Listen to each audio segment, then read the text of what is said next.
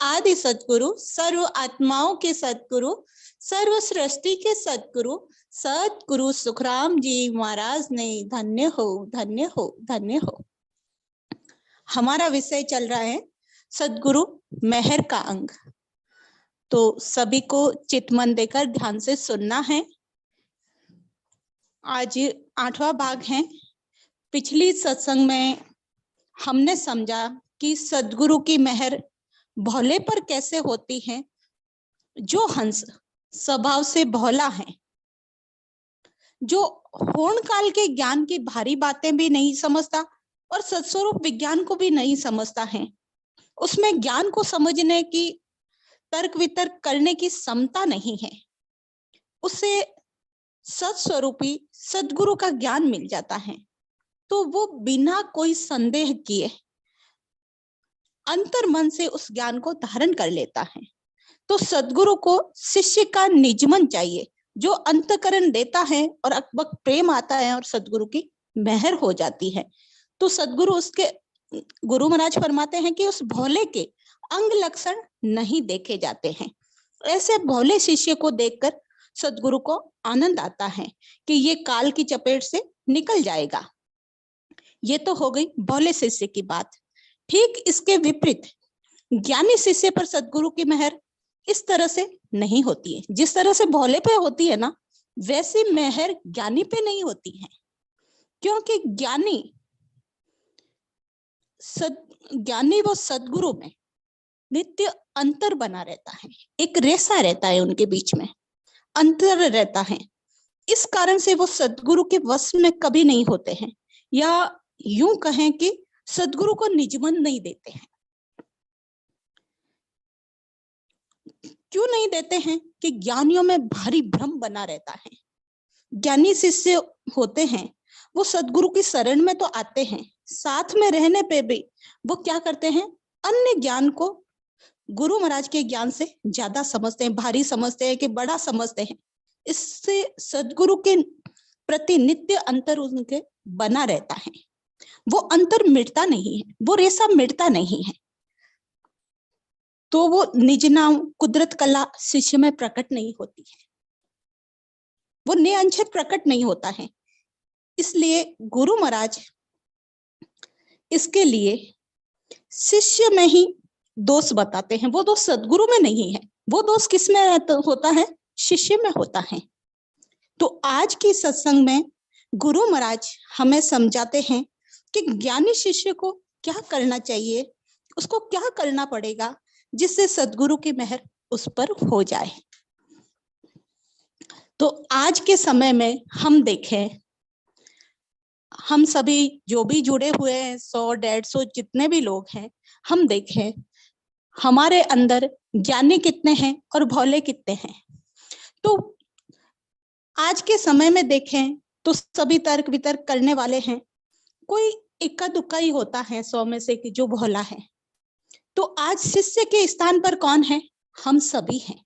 और गुरु महाराज हमें क्या फरमा रहे हैं, तो गुरु महाराज फरमा रहे हैं, भरम आगला छाड़ दे, बल तज निर्बल होय, गुरु की महिमा जगत में करे भिन्न भिन्न जोय, करे भिन्न भिन्न जोय, तबे निज मन सो माने, तब भागे अंतराय हंस अपनों कर जाने, सुख राम ज्ञानिया ऊपरे, तब प्रसन्न वे जाय, भरम आगला छाड़ दे, बल तज निर्बल होय। इस साखी के माध्यम से गुरु महाराज समझाते हैं कि ज्ञानी को क्या करना पड़ेगा। भरम आगला छोड़ दे, बल तज निर्बल हो। वो जो ज्ञानी शिष्य हैं, वो पहले का सारा ज्ञान जो उसके अंदर भरा पड़ा है, उस ज्ञान का भी अहंकार रहता है, घमंड रहता है, वो भ्रम रहता है, वो सारे छोड़कर होर्ण काल के जो भी ज्ञान है उन सभी को त्याग कर, बल छोड़कर, निर्बल होकर सद्गुरु के पराक्रम को भिन्न भिन्न तरह से ज्ञान की समझ लाकर समझाता है। भ्रम आगला छोड़ दे, बल तज निर्बल होए। सारे भ्रम उसके अंदर ज्ञान के प्रति जो भ्रम भरे हुए हैं, जो ज्ञान पिछला भरा हुआ है, 3 लोक की भक्तियों का ज्ञान, होनकाल पार ब्रह्म तक जो भी ज्ञान भरा पड़ा है, वो सब छोड़कर बल तज निर्बल होए, अपना आपा छोड़कर सतगुरु की शरण में आता है। क्योंकि गुरु महाराज की भक्ति कैसी है? गरीब निवाज विरध है। गुरु महाराज की भक्ति कैसी है? गुरु महाराज की भक्ति में छोटे से छोटा बनना पड़ता है, निर्बल बनकर शरण में आना पड़ता है, राई के दाने के 20वें भाग के समान छोटा बनना पड़ता है, अहंकार से रहित होकर शरण में जाते हैं। यही है गरीब निवास होना। तो गुरु महाराज फरमाते हैं, इस तरह निर्बल बनकर शरण में आता है तो उस पर सद्गुरु की मेहर हो जाती है। और सद्गुरु की मेहर कैसी है? सद्गुरु मेहर तो न्यारी है, इसको कोई बांदा सद्गुरु मेहर न्यारी। गुरु महाराज ने एक पद के माध्यम से फरमाया था, जे नर चाल वृक्ष तले आवे, सुख पावे संसारी। जिस प्रकार संसारी वृक्ष के नीचे आते हैं तो छाया का सुख प्राप्त होता है, तो इसके लिए छाया का सुख प्राप्त करने के लिए उसको जिस स्थान पर खड़े होते हैं वो स्थान छोड़कर वृक्ष के नीचे जाते हैं, तब वो सुख मिलता है।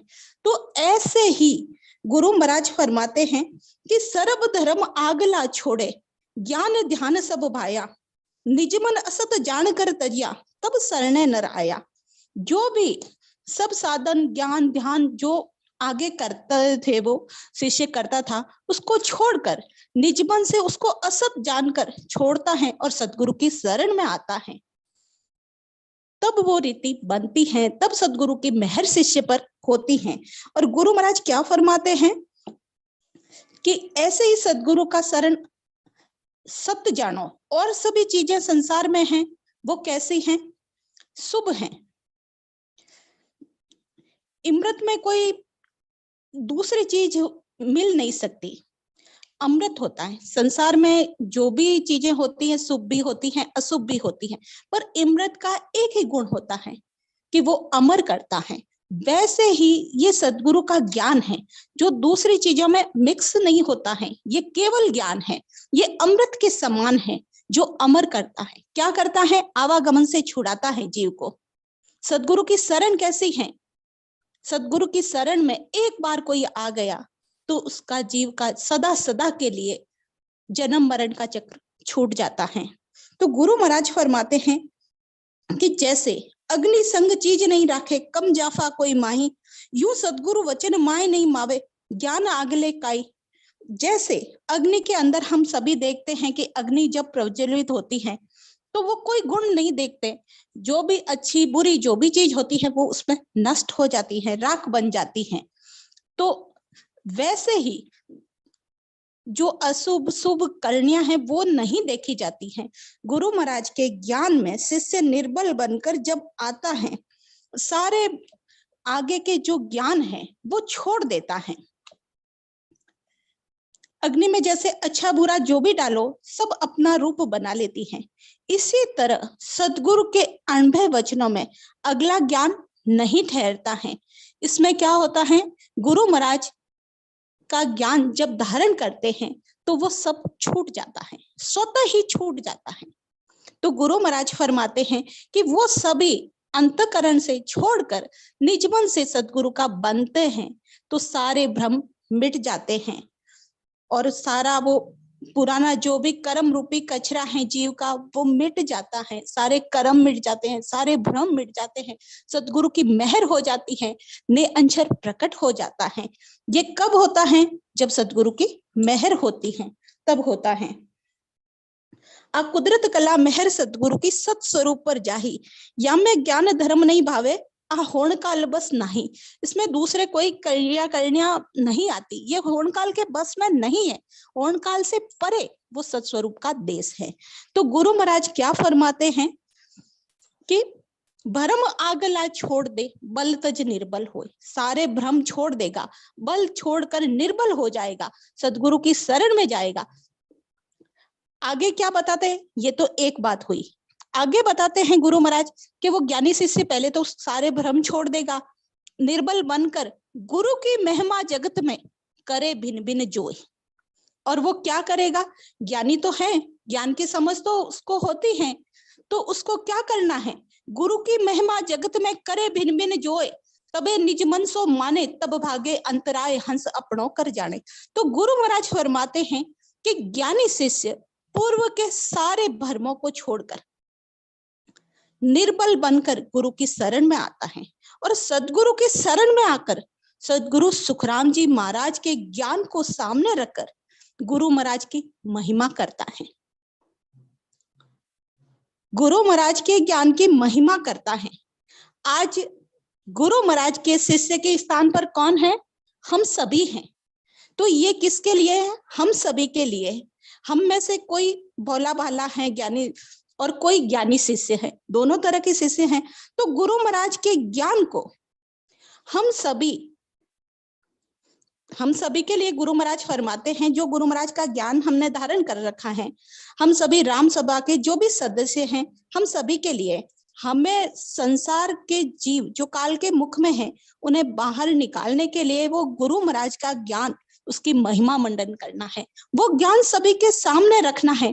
गुरु महाराज की मेहर कैसे होगी, तो गुरु महाराज यहाँ बता रहे, वो ज्ञान सामने रखना है, सभी को बताना है।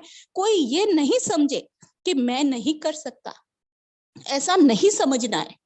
गुरु महाराज का ज्ञान कि मैं नहीं बता सकता, मेरी बुद्धि नहीं है, ऐसा कोई नहीं समझे। हम सभी में वो सामर्थ्य है, हम सभी बता सकते हैं। कैसे बताना है, जैसा है, जैसा सत्संग में सुन रहे हैं, जैसा वाणी जी में लिखा है वैसा ज्ञान बताना है। वाणी जी की, उनके पास कोई नहीं हो पढ़ने के लिए पद, जो भी उनको चाहिए, वाणी जी चाहिए, तो वो भी उनको उपलब्ध कराना जितना संभव हो सके। तो वो भी किसको कराना, जो कद्र जानता है।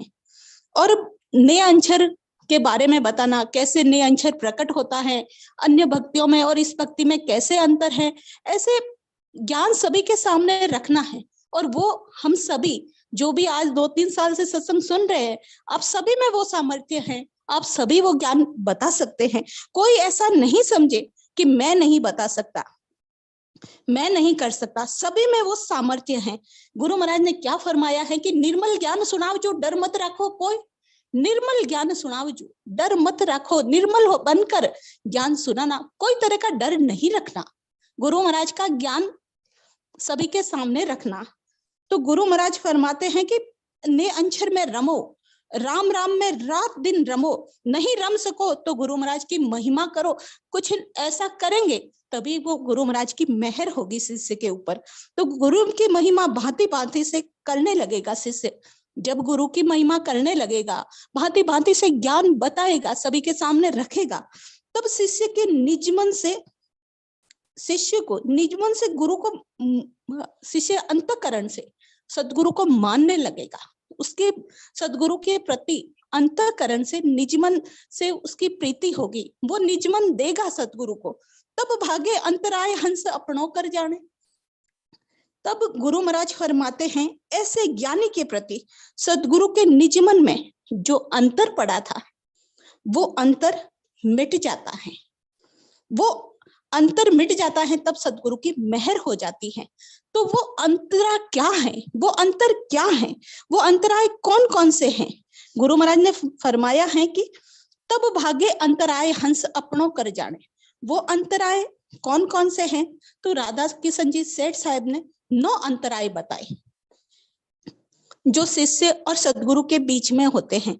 तो उसी पे भक्ति में 9 अंतराय हैं। तो इसी पे हमारी आज की विशेष सत्संग है, तो इसको सभी को सुनना है, समझना है। संत इस अंतराय को प्रारब्ध का परिणाम भी मानते हैं। इसमें क्या होता है, जीव को मन घेर लेता है। जब तक निकलेगा नहीं तब तक जीव का कार्य होगा नहीं। तो गुरु महाराज ने ये 9 अंतराय हम सभी के लिए बताए हैं। पहला अंतराय कौन सा है? व्याधि।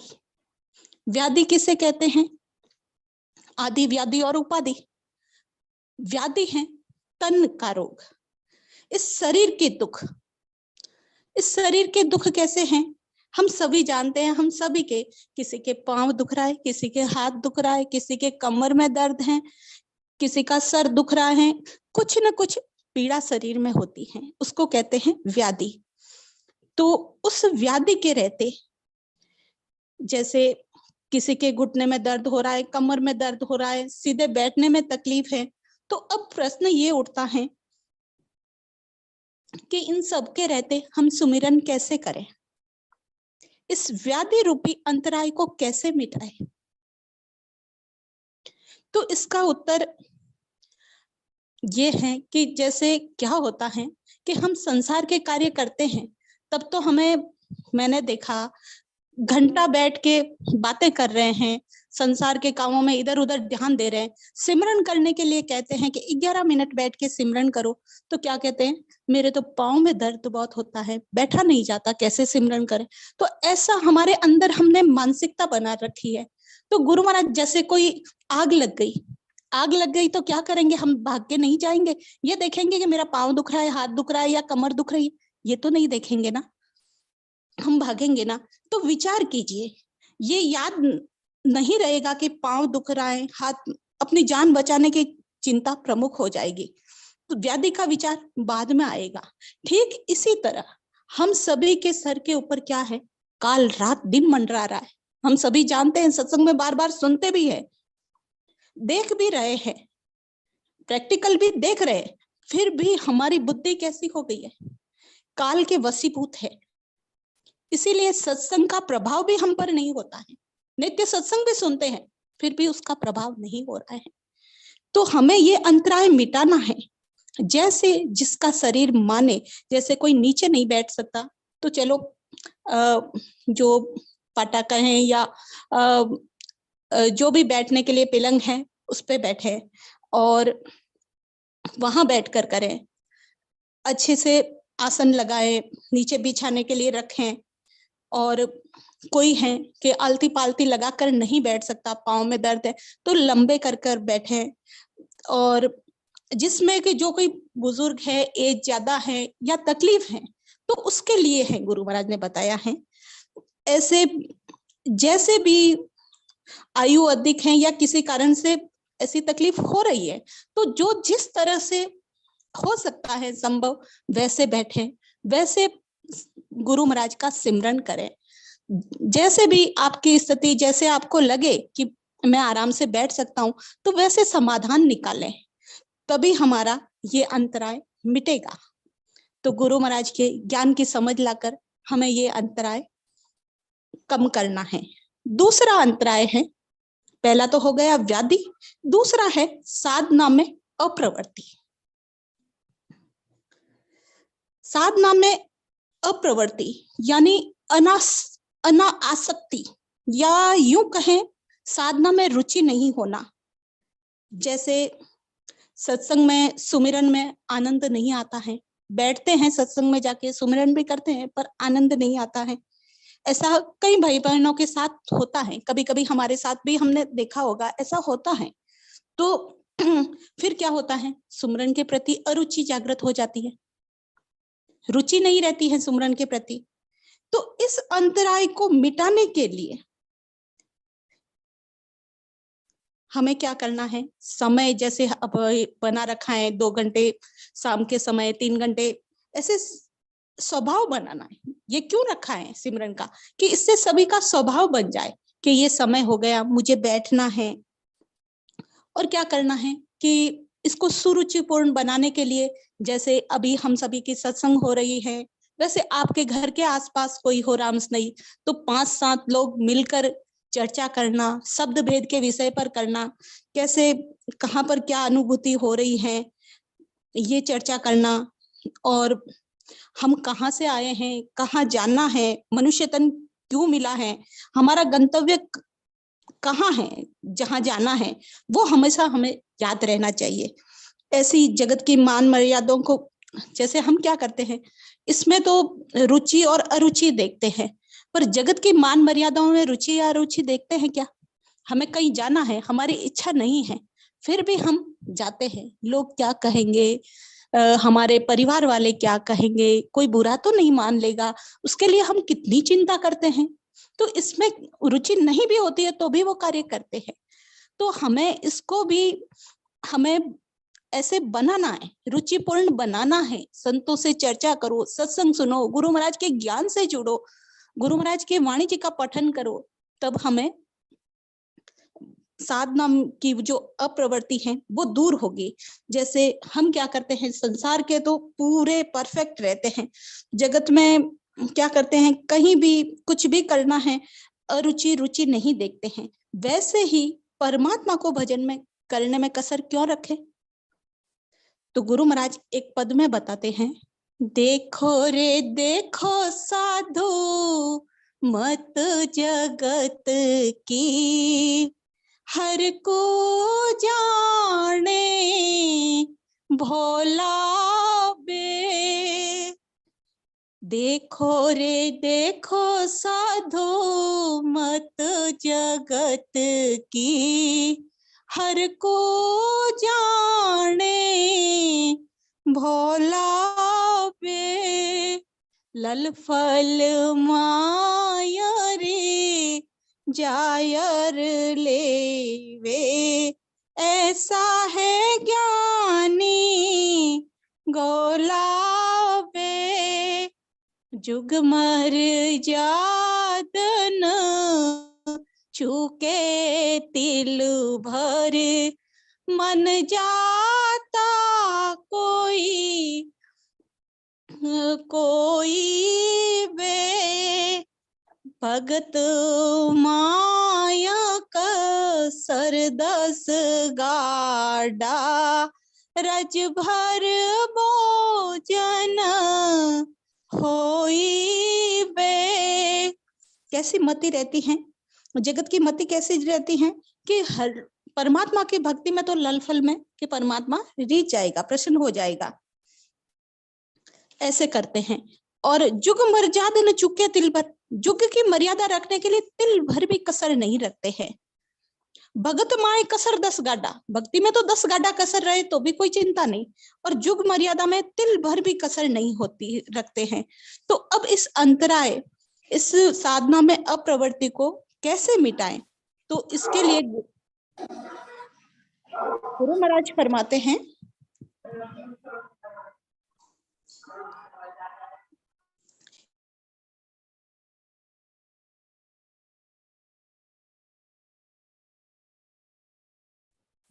चेतना जी अपना ऑडियो ऑन कीजिएगा वापस। हाँ राम राम सा, आ रही है आवाज? हाँ आ रही है। बीच में थोड़ा किशोर जी भाई साहब ने डिस्टर्ब हाँ कर दिया था, कोई बात नहीं, हो जाता है। हाँ सर, हाँ लीजिए। तो अप्रवृत्ति को कैसे मिटाए? आने वाले, जैसे हम भजन करेंगे, गुरु महाराज के ज्ञान में सिमरन में रात दिन लगे रहेंगे, तो उस अमर लोक की प्राप्ति होगी। हमारा जो अंतराय हैं वो मिटेंगे, तभी हम उस परमात्मा के देश जाएंगे। तो ऐसी ज्ञान की समझ लाना है, ऐसे आने वाले सुख का एहसास होता है, वो रुचि पैदा करता है। वो कैसे करता है? तो गुरु महाराज फरमाते हैं, ब्याव हुए लो मेरो ब्याव हुए लो, अब घर कर सू जुवारे लो, गर्भ बंध्याओ दर बंदियो, अब मुझ अनाजन भावे रे, बांझ लुगाया हंस हंस जावे, ब्यावर भेद बतावे रे लो। गुरु महाराज ने क्या फरमाया कि अब ब्याव हुए लो मेरो ब्याव हुएला, अमर लोक की प्राप्ति होगी। जब मैं भजन करूंगा, सिमरन करूंगा, मेरे अंदर वो निअंजर प्रकट होगा। गर्भ बंदियो ओदर बंदियो अब मुझे अनाज न भावे, जब ने अंशर आ जाएगा तब वो जगत की बातें, माया की बातें अच्छी नहीं लगेगी। बांझ लुगाया हंस हंस जावे, कौन? जो भक्ति में नहीं लगे, गुरु महाराज को ज्ञान को नहीं जानते, वो तो हंसेंगे कि ये कैसी भक्ति कर रहा है, सब कुछ छोड़ दिया, कहीं आता नहीं जाता नहीं, हम बुलाते तो भी नहीं आता है, वो तो हंसेंगे। ब्यावर विद बतावे रे लोग, वो लोग हंसेंगे। गुरु महाराज क्या फरमाते हैं कि वो अमर लोक की प्राप्ति कर, अब मेरे अंदर ने अंशर प्रकट हो गया है, वो एक एक स्थान को छेदन करके मुझे उस सत्स्वरूप के देश ले जाएगा, सुखों के देश में सदा सदा के लिए जाऊंगा, ऐसे हम ज्ञान में सुनते हैं। तो ये हमारा अंतराय जो साधना में अप्रवृत्ति है वो मिटती है। नित्यपद संगत सुनते हैं तब हमारा ये अंतराय मिटता है। तीसरा अंतराय, पहला हमने देखा व्याधि, दूसरा साधना में अप्रवृत्ति, और तीसरा अंतराय रहता है संशय। संशय, जगत में जो बात हम क्या करते हैं, जन्म से कोई कोई ऐसा रामस्नेही भाई बहन होगा जो बचपन से गुरु महाराज के ज्ञान से ही जुड़ा है, पर अनेकों ऐसे रहते हैं कि वो जन्म से जो आज तक जो ज्ञान सुन रहा है, देख रहा है, उसी पर विश्वास करता है और गुरु महाराज का ज्ञान सुनता है तो अंतर से तो उसको भाता है, लेकिन उसको संशय रहता है कि जगत में देखें तो प्रश्न रहते हैं, कोई रामस्नेही कैसे कहेंगे, वो नए नए जो लोग जुड़ते हैं वो क्या कहेंगे, और जो जुड़े हुए हैं, लगे हुए हैं गुरु महाराज के ज्ञान में, वो क्या कहते हैं कि भाई कोई रामस्नेही हाल फिलहाल में मोक्ष गया है क्या? कहते हैं गुरु महाराज के ज्ञान से परम मोक्ष की प्राप्ति होती है। तो कौन गया है, हम में से कौन गया है, हमें कैसे पता चलेगा कि वो परम धाम को ही गया है? ऐसा संशय रहता है, उसके अंदर ऐसा संशय बना रहता है, अंतराय बना रहता है। जैसे कोई रामस्नेही है, बड़ा भारी गहरा संत है, गुरु महाराज के ज्ञान से जुड़ा है, और उसको ये तन है, तो तन तो एक दिन जाना ही है, इस शरीर का तो ये नश्वर शरीर है, उसको असाध्य बीमारी हो गई और कष्ट आकर वो शरीर छोड़ा, तो ये कुछ समय तक चर्चा का विषय रहता है कि वो तो राम राम करता था, उसको कैसे कष्ट आ गए, ऐसी चर्चा रहती है। तो इससे क्या होता है कि जो कच्चा जीव है वो भ्रमित हो जाता है, वो शब्द भेद मिलने के पश्चात जैसे खूब सिमरन भी करता है, फिर भी वो भ्रमित रहता है, उसको संशय बने रहते हैं। तो ऐसे कई संशय बने रहते हैं। कभी कभी हम कुछ लंबे समय से लगे हुए साधक भी प्रश्न करते हैं, हमने देखा होगा हमारे पास आसपास में कि वो प्रश्न करते हैं लंबे समय से लगा हुआ, और उनको ऐसा भ्रम बना रहता है कि हमारे अंदर नए अंश प्रकट हुआ कि नहीं हुआ, हम कहाँ हैं हमें पता ही नहीं चल रहा है, ऐसा भ्रम भी आ जाता है। इसी प्रकार अखंडित ध्वनि हो रही है पर संशय रहता है कि क्या ये होणकाल की ध्वनि है या सत्स्वरूप के देश की ध्वनि है, समझ में ही नहीं है अपने से। तो इसका समझ में नहीं आता है कि ये होणकाल की ध्वनि है या सत्स्वरूप के देश की ध्वनि है। अखंड ध्वनि आ रही है फिर भी उसको संशय बना रहता है। तो इसके लिए समाधान क्या करना है? अपने से अधिक ज्ञान रखने वाले निअंजरी संतों का संग करना है और गुरु महाराज के ज्ञान से समझना है। कुछ संशय जब होते हैं, कुछ संशय जब पैदा होते हैं जब निअंजरी संतों के अलावा जो साधक हैं, दूसरे भक्तियों में लगे हुए साधक हैं, उनके वचनों पर ध्यान देते हैं तो भी संशय पैदा हो जाते हैं। तो इसका समाधान क्या है कि नए अंशर प्रकट है उसमें रमो, अखंडित ध्वनि में रमो, राम नाम में रमो, संतों का संग करो और ज्ञान की समझ लाकर ये संशय हम सभी को मिटाना है। तो ये भक्ति में जो 9 संशय हैं उसमें व्याधि, साधना में अप्रवृत्ति और 9 अंतराय हैं, वो हैं व्याधि, साधना में अप्रवृत्ति और संशय। अब आगे चौथा नंबर है जो अंतराय हैं वो है प्रमाद। प्रमाद का अर्थ होता है जैसे बावलापन, भूल चूक, लापरवाही करना, इंद्रियों के अधीन होना, अंतःकरण की दुर्बलता कहे। तो इसमें क्या होता है कि जैसे इंद्रियों के अधीन है, उसको कानों से सुनने का रस आता है, आंखों से मैं बाहर की चकाचौंध देखूं, कानों से म्यूजिक सुनूं, ऐसे उसमें लगा रहता है। तो वो अंतःकरण से, सद्गुरु से, उस सत्स्वरूप से नहीं जुड़ पाता है। हम देखते हैं, मृग मीन भृंग पतंग कुंजर, एको दोष विनाश, पंच दोष आसाधना, ताकि केतियक आस। एक एक जो पशु पक्षी है उनमें एक एक दोष होते हैं, तो भी उनका विनाश हो जाता है। जैसे हिरण होता है, मृग, वो क्या करता है, संगीत में उसकी रुचि होती है, तो मधुर संगीत बजाते हैं शिकारी और उसको जाल बिछा देते हैं और वो हिरण उसमें फंस जाता है।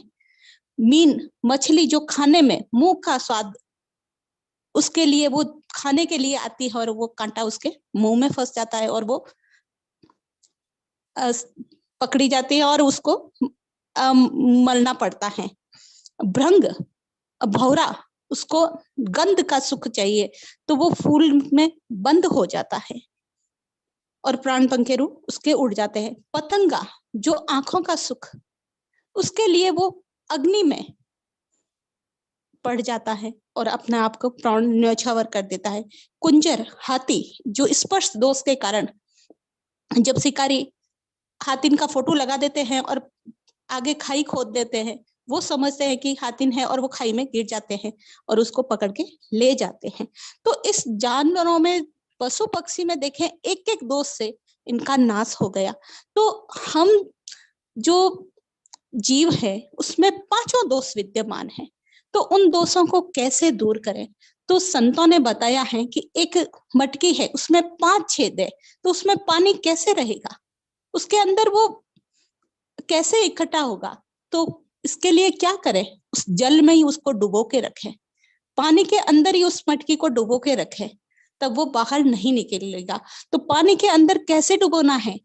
नित्य पथ संगत में लगना है, सिमरन में लगना है, राम राम में रमना है, गुरु महाराज के ज्ञान में अंतःकरण से जुड़ना है और सूरत रात दिन उस परमात्मा में लगाए रखना है, तब वो विचलित नहीं होगा, इधर उधर ध्यान नहीं जाएगा। तो इस संशय को ऐसे मिटा सकते हैं। आगे हैं, इस अंतराय को ऐसे मिटा सकते हैं, प्रमाद रूपी अंतराय को ऐसे मिटा सकते हैं। आगे का अंतराय है आलस्य। आलस्य हम सभी में कभी देखते हैं, आलस्य की वजह से हमारा लक्ष्य क्या है? परमात्मा को पाना है। और किस में? इस मनुष्य तन की आयु में। अब जितनी भी आयु हमें मिली है, जितनी भी सांसें हमें मिली हैं, उसमें उस परमात्मा को पाना है। और समय कैसे चला जाता है हम जानते हैं। कब हम छोटे बच्चे थे, कब बड़े हो गए, कैसे समय जा रहा है हमें समझ ही नहीं आता है। बच्चा होता है, पढ़ने में करने में उसमें समय चला जाता है, 25 से 50 साल जिम्मेवारी निभाने में समय चला जाता है। समय कैसे जा रहा है वो पता ही नहीं चलता है और इस मनुष्य देह की आयु पूर्ण हो जाती है। समय के अभाव से क्या होता है? आलस्य आता है, आलस्य जन्म लेता है। आज थक गए, डॉक्टर साहब हमेशा हमें समझाते हैं ना, हम क्या करते हैं, आज थक गए कल सिमरन करेंगे, अरे आज तो बहुत लेट हो गया, आज नहीं कल करेंगे, ऐसे आलस्य में रह जाते हैं। तो इस अंतराय को दूर करना है। समय सीमा में, मनुष्य तन की जो आयु है उस समय सीमा में लक्ष्य को पाने के लिए अधिक से अधिक प्रयत्न करना है। सत्संग में, सिमरन में जुड़े रहना है, गुरु महाराज के ज्ञान से अलग नहीं होना है। आगे का अंतराय है 6 नंबर, वैराग्यहीनता। वैराग्यहीनता, जब तक संसार से वैराग्य नहीं होता है तब तक परमात्मा से प्रीति नहीं होती है। जब तक राग ही रहता है, संसार से राग रहता है, तो क्या करेगा? गुरु महाराज के ज्ञान में भले ही जुड़ा है, घूम घूम कर वो क्या करेगा? संसार के कार्यों में आएगा और क्या कहेगा? गुरु कार्य कर रहा हूं। संसार के कार्यों को ही गुरु कार्य कहेगा। और कैसे कहेगा? जैसे संसार के कार्य, जैसे किसी की रुचि धन अर्जन करने में है, धन कमाने में है, उसका मन लगा हुआ, तो वो क्या कहेगा? गुरु कार्य के लिए तो धन चाहिए, भले ही उसको पैसे की जरूरत नहीं है, उसके पास इतना संपन्न है, पैसे हैं, फिर भी वो क्या कहेगा? गुरु कार्य करने के लिए भी तो धन चाहिए। उसकी वैराग्यहीनता उसको खींच कर ले जाती है धन कमाने के लिए। तो जैसे पैसे कमाने में लग गया, वो पैसे कमाने में लग जाता है। यही है वैराग्यहीनता। उसको परमात्मा से प्रीति नहीं हुई और उसके राग कहाँ है? जगत से है, संसार से है, धन से है, तो वो वहीं लगेगा। गुरु महाराज कहते हैं कि जैसे गुरु महाराज के ज्ञान में हम बार बार सुनते हैं कि भाई संसार में रहकर भजन करो। गुरु महाराज ये कहते हैं ना कि संसार में, जगत में रहते हुए आप गुरु महाराज के ज्ञान से जुड़ो। तो उसको आगे लाएंगे, कहेंगे गुरु महाराज ने तो यही कहा है, जगत में रहकर करो गुरु महाराज का ज्ञान। अरे गुरु महाराज ने जगत में रहने के लिए कहा है, लिप्त होने के लिए नहीं कहा है। जगत में लिप्त होने के लिए नहीं कहा है, ये नहीं कहा है। वह क्या करता है? संसार में रहता, ये तो पकड़ लेता है कि लिप्त संसार में रहना है, ये बात तो पकड़ ली गुरु महाराज की, पर ये बात नहीं पकड़ता है कि लिप्त नहीं होना है, इसको नहीं पकड़ता है। तो ये क्या है? वैराग्यहीनता है। तो इस वैराग्यहीनता को कैसे मिटाना है? ज्ञान की समझ से समझना है। ज्ञान की समझ से समझना है कि ये शरीर छूटा तो सब झूठा। ये शरीर छूट जाएगा तो कुछ भी हमारे साथ चलेगा क्या? कुछ भी नहीं चलेगा। सब कुछ असत है, वो सब कुछ छूट जाएगा। तो क्यों हम इसमें पूरा समय, इतना समय दे दें कि जीव का कार्य भी नहीं कर पाए? देना है, कर्तव्य कर्म निभाना है, पर इतना समय भी देना है कि मनुष्य तन मिला है भजन के लिए, तो जीव का कार्य हम कर सके। ये हो गया 6 अंतराय। अब 7वां अंतराय है भ्रांति दर्शन। भ्रांतियां, कई तरह की भ्रांतियां भरी रहती। अब हम सभी राम्स नहीं हैं, अलग अलग जगह से जुड़े हैं, तो सभी के अंदर अलग अलग ऐसी भ्रांतियां जुड़ी रहती हैं। उसके रहते हम गुरु महाराज के ज्ञान से दूर रह जाते हैं, परमात्मा से दूर रह जाते हैं। तो वो भ्रांतियां क्या हैं? जो नहीं है उसको क्या करते हैं? सत्य मानते हैं। गुरु महाराज फरमाते हैं, साजन करे नर दे दिखलाई, जे माया छाया प्रतिबिंब भाई। आंख मूंदिया दिसन लागे, माया जाल भरम का जागे। ध्यान किया से निजरिया आवे, सो सब माया चैन कहावे। जो हम साधना में देखते हैं, जो भी दिखाई देता है, वो सब माया है। जहां तक हमें अनुभूति आंख मूंदिया दिसन लागे, माया जाल भरम का जागे, वो सब भरम का जाल है, वो सब माया है। ध्यान किया से निजरिया आवे, जो निजर आता है सो सब माया के चैन कहलाते हैं। रज मात्र मूर्त कण होई, तब लग ब्रह्म है नहीं कहूं तोई। रज मात्र भी इसका कण रहता है माया का, तब तक उस सत्स्वरूप को प्राप्त नहीं कर सकते। इस तरह की गुरु महाराज फरमाते हैं कि हमें ये माया का जो भी भ्रम है उससे दूर होना है, उस अंतराय को मिटाना है। हम क्या करते हैं? कई तरह के, एक गुरु महाराज का ज्ञान है, ग्रंथ है, उसको समझ लें तो भी खूब रहता है। फिर भी क्या करते हैं? इस ग्रंथ में ये लिखा, उसमें ये लिखा, उसने ये कहा, यहाँ ये हुआ, ये ऐसे लेके बैठ जाते हैं। केवल ज्ञान है, उसको वो क्या करता है कि अपने ऊपर ले जाकर कहता है। जैसे गुरु महाराज की अन्य केवल ज्ञान से तुलना करता है। अन्य जो संसार में, जगत में जो ज्ञान है, उसकी तुलना किससे करते हैं? गुरु महाराज के ज्ञान से करते हैं। कि जैसे गुरु महाराज के ज्ञान में परम मोक्ष, मोक्ष की बात करते हैं, तो वो क्या कहेंगे? ये बात तो वेदों में भी कही है, ये बात तो इस ग्रंथ में भी कही है। और कहते हैं कि वासनाओं से मुक्ति, तो ये वासनाओं से मुक्ति की बात तो वेदों में भी कही है। लेकिन क्या वो वासना के मुक्ति वेदों में कही गई है, उसमें ये जो वासना का, माया का देश है, उसको छुड़ाने की बात कही है क्या? इसमें ये कहा है क्या 3 लोक 14 भवन 3 ब्रह्म के 13 लोक से परे सत्स्वरूप के देश में ले जाएंगे? ये बात तो नहीं आई ना, ये बात तो नहीं आई ना वेदों के ज्ञान में। तो ये भ्रांति है। हम दूसरे पूरे तो ज्ञान समझ नहीं पाते हैं और उस भ्रांति में रह जाते हैं कि ये सभी ज्ञान एक है। अरे एक नहीं है, यो ने अंशर है, वो सबसे न्यारा है। वो तो जीव ब्रह्म सुन होई, या को पकड़ सके नहीं कोई। तो इसको क्या करते हैं? हम ब्रह्मास्मि से जोड़ देते हैं। इस तरह से ये भ्रांति दर्शाता है, पूरी बात नहीं समझता है। ने अंशर जिसमें है, जिसके अंदर हम सभी के अंदर जो ने अंशर प्रकट हुआ ना, उसी से हमारा जो परिवर्तन हुआ, उससे परिवर्तन होता है, जीव से हंस बनता है, उसको तो जानेगा नहीं। और भ्रांतिवश वो क्या करेगा, उसके तुल्य ऐसी भ्रांति बन जाती है कि बराबर दूसरा ज्ञान लाकर खड़ा कर देगा। तो ये भ्रांति बनी रहती है जीव के अंदर। सबसे बड़ी भ्रांति है कि वो क्या है कि जैसे अपने गुरु का गुणगान करना है, इसमें कोई बुराई नहीं है, लेकिन जो सबका आधार है, सत्ता किसकी चल रही है, आदि सदगुरु सुखराम जी महाराज की चल रही है। ज्ञान मिला कहाँ से, गुरु महाराज आदि सदगुरु सुखराम जी महाराज ये ज्ञान लेकर आए। उससे हटना, उस गुरु महाराज के से हट जाना, ये क्या है, भ्रांति दर्शन है। ज्ञान भेद आया कहां से, उसका मूल घर क्या है, ये हमें हमेशा समझना है। गुरु महाराज फरमाते,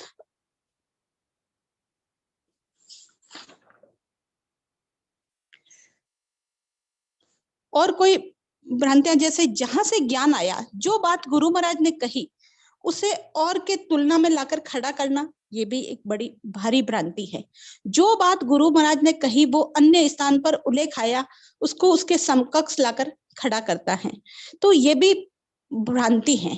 कोई किसी भी, हमें क्या करना है, कोई कहीं भी बैठा है, आज हम जगह जगह बैठे हैं, ने अंशर प्रकट हो गया, 12 कमल छेदन हो गए, अखंडित ध्वनि हो रही है, तो ठीक है, सभी एक ही गुरु महाराज के ज्ञान से जुड़े हैं, वो सारी बात सही है, कहीं से भी जुड़ा हो कोई नहीं है, सभी एक ही है।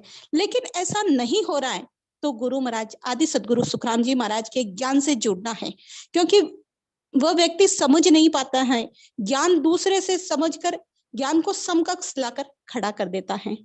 तो ऐसे नहीं करना है, संतों की बात के तुल्य लाकर खड़ा कर देते हैं, तो ऐसा नहीं करना है। गुरु महाराज के ज्ञान में कैसे है, कर्म काटने की भक्ति है, कर्म काटने का सिद्धांत है। अब क्या करते हैं, जैनी भी कहते हैं कि कर्म काटते हैं, हमारे ज्ञान में भी ऐसा ही है, पर क्या वो पल भर में, गुरु महाराज क्या कहते हैं, पहल नहीं पल माई, पल भर में काटता है क्या, सदगुरु का शरणा लेते हैं तो पल भर में वो रीति बन जाती है, वो निअंजर प्रकट हो जाता है। तो गुरु महाराज और जैनी क्या करते हैं, चैतन्य में जाने की बात करते हैं, तो गुरु महाराज फरमाते हैं कि सदगुरु शरण नाम स्मरण से तो कट जाएंगे, और जगत में नाम स्मरण करेंगे, नए अंशर प्रकट होंगे, तभी हमारे सारे कर्म मिटेंगे और कर्मों के साथ सारे भ्रमों का भी नाश होगा।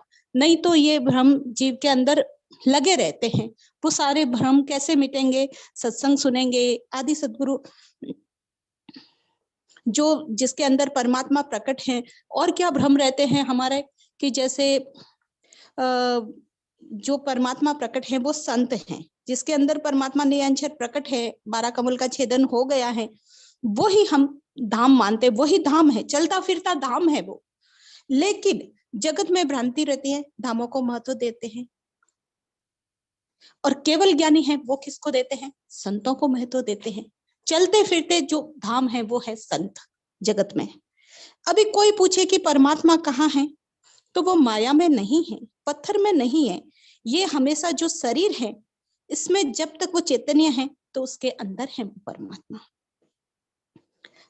मृत शरीर पड़ा है संत का तो उसमें राम नहीं है, क्योंकि वो आत्मा में था। अब क्या करते हैं कि उससे संबंधित जड़ चीजों को भारी मानते हैं, तो जबकि परमात्मा जैसे कोई भी उनसे जुड़े संबंधित होती हैं तो उसको भारी मानते हैं, उसमें मानते हैं कि वो ऐसा भ्रम रहता है। ने अंशरी, तो ये भ्रम कैसे निकलेंगे, ने अंशरी संतों का संग करो, ज्ञान भवतारी संतों की वाणी से, जो गुरु महाराज के ज्ञान है, भवतारी संतों की जो वाणी हमारे लिए छोड़ के गए हैं, वो ज्ञान की समझ लाओ, वो ज्ञान समझो, तब भ्रम दूर होंगे। ने अंशरी संतों का कार्य क्या होता है, जीवों को वो ज्ञान सामने रखकर बताते हैं, और ने अंशरी संत भी जो बोल रहा है, जो वाणी में नहीं है, तो प्रश्न चिन्ह उठता है कि उसे परख है या नहीं, क्योंकि वैद्य की दवा अगर सही नहीं है तो वो रोग कैसे मिटाएगी। जिस पर अनुभव कर कर संत सद्गुरु ज्ञान की मेहर से बोलता है, तब जीवों के वो जो सारे भ्रम होते हैं वो दूर हो जाते हैं। तो उन संतों का संग करना है, ज्ञान की समझ लाकर ज्ञान को समझना है, तभी भ्रम दूर होंगे और जीव का अंतराय मिटेगा। अब 8वां है उद्देश्य की प्राप्ति न होना। कोशिश बहुत करता है लेकिन उद्देश्य क्या है? आवागमन से मुक्त होना, जन्म मरण से मुक्त होना, वो तो हो नहीं रहा है, दूसरे सारे कार्य हो रहे हैं। तो सब कुछ हुआ पर आवागमन नहीं मिटा, नए अक्षर प्रकट नहीं हुआ, तो क्या होगा? ये उद्देश्य की प्राप्ति हुई क्या? नहीं हुई। तो उद्देश्य की प्राप्ति करनी है, ये सबसे बड़ी भ्रांति है कि हम क्या करते हैं, मूल उद्देश्य को छोड़ देते हैं। उद्देश्य की प्राप्ति जब होगी जब कुदरत कला प्रकट होगी, वह हंस अमर लोक जाएगा, उसके अंदर वो नए अक्षर प्रकट होगा, तभी उद्देश्य की प्राप्ति होगी ना। ये तो निश्चित हुआ नहीं कि इस जन्म में ही मोक्ष होगा। फिर भी हम क्या करते हैं, हम गुरु महाराज के ज्ञान में लग गए और अपने को बड़ा भारी मान लेते हैं। ये अभी तय नहीं हुआ कि हम इसी जन्म में मोक्ष होगा, फिर भी उस देश की साखी सुन सुनकर क्या करते हैं, सुमरन में ढील करते हैं। मुख सिमरन मत छोड़ जो, गुरु महाराज ने तो क्या कहा है, 10वें द्वार लग कोई, होठ कंठ सुखराम कहे, गढ़ चढ़िया बंद होए। और कई राम स्नेहों को देखते हैं कि वो पहले ही मुंह बंद करके बैठ जाते हैं, हमारे तो ऐसा ही बताया है, हमें तो ज्ञान जिनसे मिला उन्होंने ऐसे ही बताया है। तो ऐसे ये भ्रम रहते हैं। गुरु महाराज ने साखी क्या लिखी है, गुरु महाराज के ज्ञान को समझे। गुरु महाराज ने तो साखी लिखी है कि मुख सिमरन मत छोड़ जो, फिर हम क्यों छोड़ रहे हैं? तो ये सारे भ्रम मिटते हैं, जो हमारे अंतराय हैं वो मिटते हैं, तब उद्देश्य की प्राप्ति होती है। उद्देश्य की प्राप्ति कैसे होगी? हमारा लक्ष्य क्या है, हमें कहाँ जाना है, हमें मनुष्य देह क्यों मिला है? जब हम वो सामने रखकर गुरु महाराज के ज्ञान के आधार से चलेंगे, तब उस उद्देश्य की प्राप्ति होगी और हमारा अंतराय मिटेगा। तो गुरु महाराज आगे बताते हैं, 9वां अंतराय है लक्ष्य। लक्ष्य क्या है? ध्यान में स्थिर हमारा लक्ष्य है कि उस परमात्मा को पाना, उस सत्स्वरूप का ध्यान में स्थिर होना, उस सत्स्वरूप के देश जाना, इसी तन से जाना, इसी जन्म में जाना। और हम क्या करते हैं, लक्ष्य में स्थिर नहीं हो पाते हैं, लक्ष्य से बार बार दूर चले जाते हैं। जैसे सुरती, हमारी सुरती है शब्द से दूर चली जाती है, तो हमें इसके लिए क्या करना है? एकांत में बैठना है, एकांत में बैठकर सुमिरन करना है, यही उपाय है। जैसे जगत का ज्ञान सीखने के लिए भी हम क्या करते हैं, एकाग्रता से सीखते हैं, बिल्कुल एकाग्रता रखकर ध्यान से समझ लाके। तो वैसे ही सत्संग के वचनों को ध्यान से सुनना है, एक एक साखी शब्द गुरु महाराज क्या फरमा रहे हैं उसको ध्यान से सुनना है और अभ्यास करना है। कैसे गुरु महाराज ने जैसे भेद विधि बताई, उस विधि से जब सुरती शब्द का मेल हो जाता है, कैसे एक एक स्थान से आगे पहुंचते हैं। जगत में भी किसी कार्य की प्राप्ति करनी है तो लक्ष्य रखने से ही होती है, वैसे ही हमें अपना लक्ष्य मनुष्य तन से परमात्मा को पाना है, इसीलिए मनुष्य तन मिला है, इसे छोड़ना नहीं है। ये 9 अंतराय हमें मिटाने हैं। गुरु महाराज फरमाते हैं कि तब भागे अंतराय हंस अपनों कर जाने। ये सारे अंतराय जब शिष्य के अंदर से मिट जाते हैं, तब गुरु महाराज क्या करते हैं, हंस अपनों कर जाने।